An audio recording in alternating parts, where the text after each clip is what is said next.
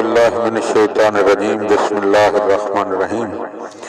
محمد بن مسلم کہتے ہیں کہ میں نے امام محمد باقر علیہ السلام کی بارگاہ میں سوال کیا اور عرض کی کہ اے فرزند رسول صلی اللہ علیہ وآلہ وسلم، آپ کے قائم کب قیام فرمائیں گے؟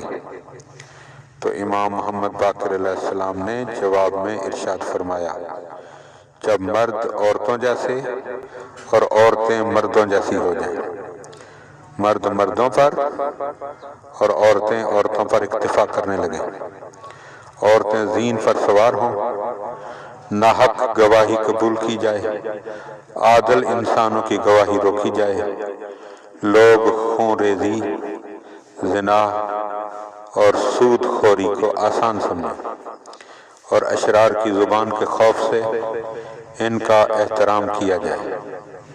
جب سفیانی شام سے اور ایک شخص یمانی یمن سے خروج کرے اور بیدا کے مقام پر زمین دھنس جائے اور ایک پاک سیرت جوان نفس زکیہ خاندان آل محمد سے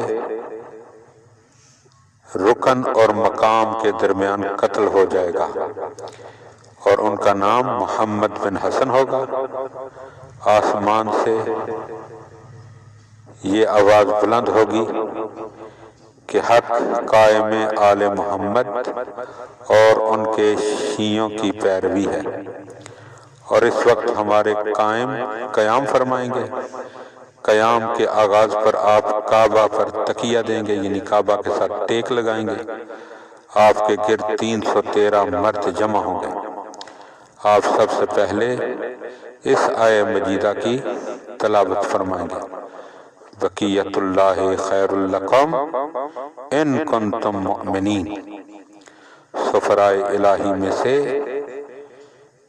باقی رہ جانے والا تمہارے حق میں بہتر ہے اگر تم ایمان والے ہو۔ سورہ ہود آیت نمبر 86۔ پھر فرمائیں گے، سفرائے الہی میں سے باقی رہ جانے والا میں ہی ہوں۔ جب آپ کے گرد 10,000 مرد جمع ہوں گے تب آپ قیام فرمائیں گے۔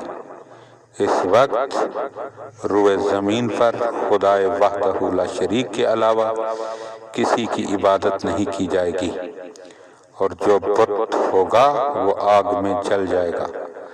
آپ کا ظہور طویل غیبت کے بعد ہوگا، کیونکہ اللہ تعالیٰ یہ دکھانا چاہتا تھا کہ غیبت کے زمانے میں کون ان کی پیروی کرتے ہیں اور آپ پر ایمان لاتے ہیں۔